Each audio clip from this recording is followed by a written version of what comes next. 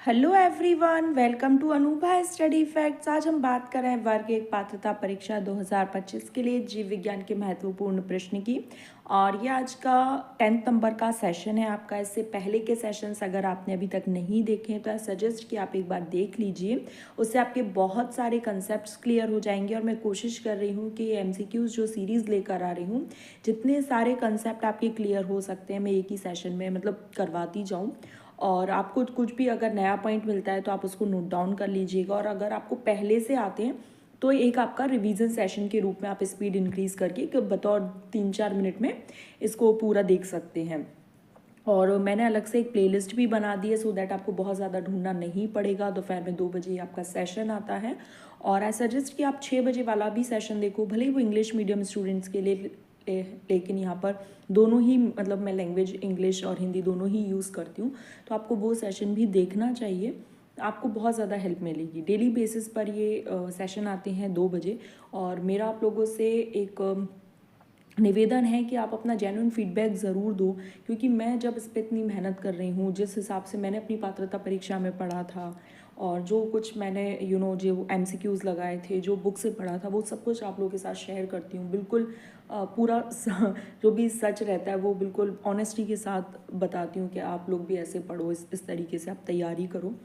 तो I suggest कि एक बार आप फीडबैक दीजिए, एक जेन्युइन फीडबैक दीजिए। सेशन पसंद आ रहा है तो बताइए, नहीं आ रहा है तो क्या कमी है वो बताइए। और जो लोग वर्ग एक की तैयारी कर रहे हैं, अगर आपके आस पड़ोस में फैमिली मेम्बर्स, आपके जान पहचान में, तो उनको शेयर कीजिए। तो चलिए फिर आज का सेशन शुरू करते हैं। वायरस में पाए जाने वाला जो कवच है वो क्या है, तो कैप्सिड कहते हैं इसे, ये आपको पता होना चाहिए। और इसकी जो यूनिट है वो है कैप्सोमियर, उसे हम क्या बोलते हैं, कैप्सोमियर। नेक्स्ट है HIV वायरस। तो HIV का फुल फॉर्म क्या होता है, जल्दी से बताइए कमेंट सेक्शन में। किस वायरस के वर्ग का सदस्य है, तो ये रेट्रो वायरस का है। इससे क्या होता है, एड्स रोग फैलता है, एक्वायर्ड इम्यूनो डेफिशिएंसी सिंड्रोम्स, ये आपको याद रखना है। HIV क्या रोग फैलाता है, एड्स। और ये किस सदस्य के अंतर्गत है, किस वर्ग का सदस्य है, तो रेट्रो वायरस का। नेक्स्ट क्वेश्चन है, वायरस के संदर्भ में आपको असत्य कथन बताना है। सभी परजीवी ऑब्लिगेट पैरासाइट हैं, ठीक है। हेलिकल सिमेट्री सभी में, देखो सभी में नहीं, किसी में पॉलीहेड्रल है, किसी में हेलिकल है, तो सभी में नहीं, तो ये ऑप्शन कैंसिल हो गया। और न्यूक्लिक अम्ल और प्रोटीन संश्लेषण की क्षमता है, ठीक है। प्रतिरक्षियों का इस पर कोई प्रभाव नहीं पड़ता। क्यों नहीं पड़ता, क्योंकि इसके अंदर मेटाबॉलिक रिएक्शंस नहीं होती हैं, ठीक है। तो हमसे चूंकि असत्य पूछा गया था इसलिए second will be the correct answer. गलत कथन चुनना है। तंबाकू का मोज़ेक रोग और मनुष्य का एड्स रोग विषाणु द्वारा होता है क्या, हाँ बिल्कुल ठीक बात है। वायरॉइड को सर्वप्रथम इवानोव्स्की ने खोजा था क्या, नहीं। किसने खोजा था, तो TO डाइनर ने खोजा था। और स्टैनले ने विषाणुओं को क्रिस्टल कणों के रूप में प्राप्त किया था, बिल्कुल। और कॉन्टाजियम वाइवम फ्लूडम, ये शब्द बिजरनिक ने कहा था, बिल्कुल सही बात है। तो आपको यहाँ से कितने पॉइंट्स मिले कि कॉन्टाजियम वाइवम फ्लूडम किसने कहा था, तो बिजरनिक ने कहा था। स्टैनले ने क्या करा था, तो कणों के रूप में इनको बदला जा सकता है, ऐसा इन्होंने दिखाया था। एड्स रोग किससे होता है, HIV वायरस से होता है। और वायरॉइड की खोज किसने की थी, तो TO डाइनर ने की थी। फिर है, प्रतिजैविकों का विषाणुओं पर कोई प्रभाव नहीं पड़ता, मैंने अभी बताया था क्यों, क्योंकि इनमें चयापचय मेटाबॉलिक रिएक्शंस नहीं होती, इस वजह से इनमें कोई भी प्रभाव नहीं पड़ता एंटीबायोटिक्स का। नेक्स्ट क्वेश्चन है, वायरॉइड के संदर्भ में आपको गलत कथन बताना है। तो ये वायरस से छोटे होते हैं, ये आपको याद रखना है कि ये वायरस से छोटे होते हैं। दोनों ही संक्रमण करेंगे, वायरस और वायरॉइड।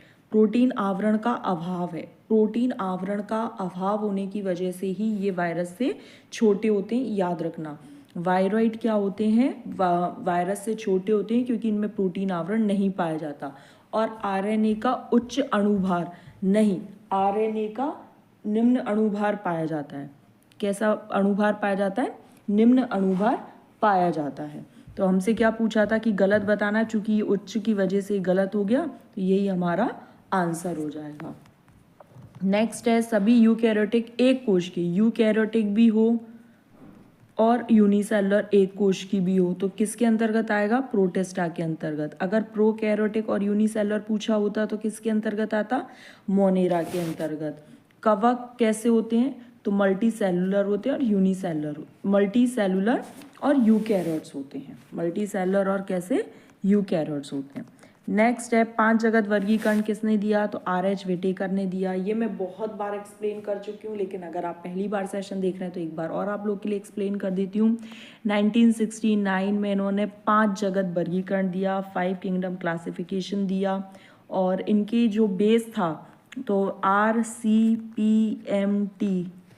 ये आपको ऐसे याद रखवाया था। Reproduction, cellular organisation, phylogenetic relationship, mode of nutrition and thallus organisation. इसमें इन्होंने क्या क्या बांटा था ये भी हम पूरी बात कर लेते हैं। तो मोनेरा बांटा था, प्रोटिस्टा, फंजाई, प्लांटी और एनिमेलिया। ठीक है, इस तरीके से। लीनियस के बारे में आपको क्या बताया था, तो लीनियस ने 2 किंगडम क्लासिफिकेशन दिया था, और लीनियस ने 2 किंगडम क्लासिफिकेशन दिया और फादर ऑफ टैक्सोनॉमी कहे जाते हैं। 2 किंगडम में जीनस और स्पीसीज या स्पेसिफिक एपिथेट आते हैं। जीनस का जो फर्स्ट लेटर है वो कैपिटल होता है, स्पीसीज का फर्स्ट लेटर स्मॉल होता है। सिस्टेमा नेचुरी, जेनेरा प्लांटेरम, स्टोरिया प्लांटेरम, ये सब इनकी किताबों के नाम हैं। लवणीय क्षेत्र में पाए जाने वाले जीव, ये हमने बात करी थी, लवण रागी कहलाते हैं, हेलोफाइल्स कहलाते हैं। मिथेनोजन जो मीथेन प्रोडक्शन में हेल्प करते हैं, ये बायोगैस का मेन प्रोडक्ट है। थर्मो एसिडोफिल्स, थर्म से याद रखेंगे, थर्मो मतलब बहुत ज़्यादा तापमान में भी ये रह सकते हैं। ये सब किसके अंतर्गत आते हैं, तो आर्की बैक्टीरिया के अंतर्गत आते हैं। आर्की बैक्टीरिया प्राचीनतम जीवाणु होते हैं, एंशियंट बैक्टीरिया होते हैं, और ये बहुत मतलब जो दूसरे जीवाणु होते हैं उनसे अलग होते हैं। क्यों, क्योंकि इनकी सेल वॉल स्ट्रक्चर, और सेल वॉल अगर ऑप्शन में नहीं है तो सेल मेम्ब्रेन स्ट्रक्चर अलग होने की वजह से ये डिफर करते हैं दूसरे बैक्टीरिया से। जबकि ये भी बैक्टीरिया, एंशियंट बैक्टीरिया, लेकिन ये सेल वॉल या सेल मेम्ब्रेन की स्ट्रक्चर में डिफर होने की वजह से अलग होते हैं। नेक्स्ट है अनावृत कोश का द्रव्य हो, बहुकेंद्रकीय हो, मृत जीवी हो, तो ये स्लाइम मोल्ड्स का ही फंक्शन है। ये मैंने आपको पहले भी बहुत बार एक्सप्लेन कर दिया है। स्लाइम मोल्ड्स क्या होते हैं, सेल वॉल लेस होते हैं, सेप्रोफिटिक इन नेचर होते हैं, और इनका स्पोर डिस्पर्सल किसके द्वारा होता है, तो एयर के द्वारा होता है। किसके द्वारा होता है, एयर के द्वारा होता है। नेक्स्ट है उच्चतर पादप तथा कवकों की जड़ों में पाए जाने वाला जो संबंध है वो क्या कहलाता है, उच्च पादप हो तो ये माइकोराइजा कहलाता है। लाइकेन क्या कहलाता है, तो लाइकेन एल्गी और फंजाई के बीच का एसोसिएशन है। एल्गी को क्या कहते हैं, फाइकोबायोंट कहते हैं। क्या कहते हैं, फाइकोबायोंट। और फंजाई को क्या कहते हैं, माइकोबायोंट कहते हैं। ये आप याद रखेंगे। फिर उसके बाद एल्गी जो है वो फोटोसिंथेटिक होती है, खाना बनाती है, किसके लिए, फंजाई को देती है। और फंजाई मिनरल्स वगैरह वाटर किसको देती है, तो एल्गी को देती है। ये सारे पॉइंट्स आप याद रखेंगे। फर्न क्या है, एक टेरिडोफाइट है। बीजीए क्या है, ब्लू ग्रीन एल्गी है जो कि एक साइनोबैक्टीरिया है।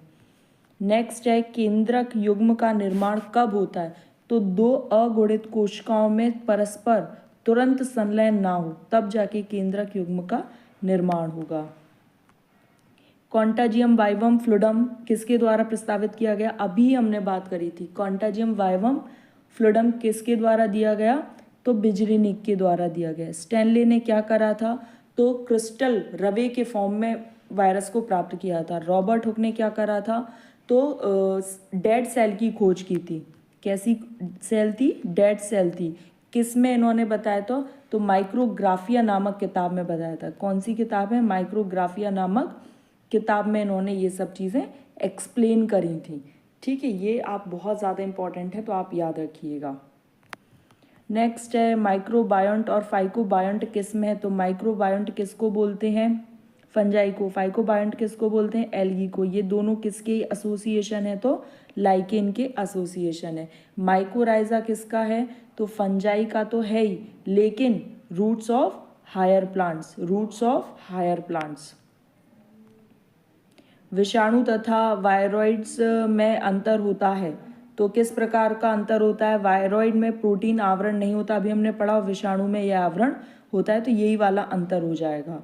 ठीक है, इसमें क्या है, विषाणु में कम आणविक भार वाला आरएनए, और जबकि वायरॉइड में नहीं, ऐसा नहीं है। ये वाली चीज़ कैंसिल हो जाएगी क्योंकि वायरॉइड में लो मॉलिक्यूलर वेट आरएनए होता है। तो गाइज़ यहाँ पर हमारा सेशन कंप्लीट हो गया है। आई होप आपको सेशन पसंद आया, बहुत सारी चीज़ें कुछ नई सीखने को मिली हों। तो लाइक शेयर कर देना, और जो लोग तैयारी कर रहे हैं वर्ग 1 की उन तक शेयर करना। जिस तरीके से मैंने पढ़ा है मैं पूरी कोशिश कर रही हूँ। जो ट्रिक्स मैंने अपनाई थी, जैसे शॉर्ट ट्रिक्स होती हैं, स्पीसीज, स्मॉल, प्रोटीन, जो प्रियॉन, बहुत सारी मैंने ऐसे ट्रिक्स अपनाई थी जहाँ पर मुझे मतलब लर्न करने में हेल्प मिलती थी। वो सभी आप लोगों के साथ शेयर करूँगी। 100 सेशन का मैंने प्रॉमिस किया है। आज 10वां सेशन कंप्लीट हो गया है। बस अपना प्यार ऐसे ही बनाए रखिएगा और अच्छे अच्छे कमेंट्स करते रहिएगा, लाइक कर दीजिएगा सो दैट मुझे भी मोटिवेशन बना रहे। 2 बजे सेशन आता है तो बेल आइकन ज़रूर प्रेस कर लेना सो दैट नोटिफिकेशन आप लोग तक पहुँच जाए। चलिए फिर हम अपने नेक्स्ट सेशन में मिलेंगे। Thanks for watching this video.